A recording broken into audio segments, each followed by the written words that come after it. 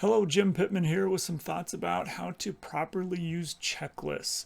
The FAA has a lot to say about checklists. In the description below, I've included links to the full PDF of both the Airplane Flying Handbook and the Pilot's Handbook of Aeronautical Knowledge. I encourage you to browse through those files and look at what the FAA has to say about using checklists. In the Airman Certification Standards, or ACS, there's also a lot of references to the use of checklists. For example, on the private pilot airplane single-engine land check ride, there are 15 different tasks where complete appropriate checklist is a required skill that must be evaluated. It's also important to review what the FAA has to say about the use of checklists in Appendix 6 of the Airman Certification Standards. A common question is, does a checklist have to be read, or can you use something like a GUMPS check? It's pretty clear when you read through the FAA definitions and training material that a checklist is something that is written and read.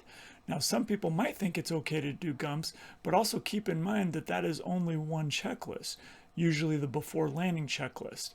On page 1-14 of the Airplane Flying Handbook, the FAA outlines 11 phases of flight in which a checklist should be used. This represents the minimum. So it is important to make sure that you read your checklist. Now, there is guidance that says it's okay to do things by memory and then verify it with the checklist at an appropriate time, especially for single pilot operations. So GUMPS is a great memory aid, but it's not technically a checklist.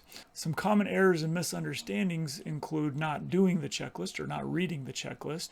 It's also a common misconception that it's okay to do the checklist one time before coming into the pattern and then do repeated landings without doing a checklist again.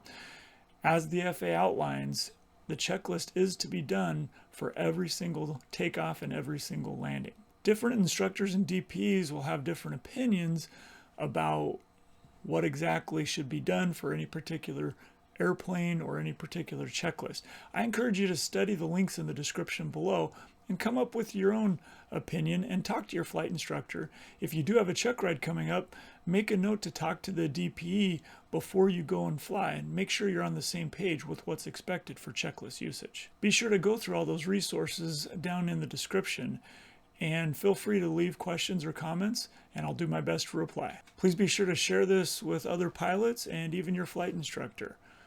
The more people who properly use checklists, the safer aviation becomes. Thanks for watching. We'll catch you on the next one.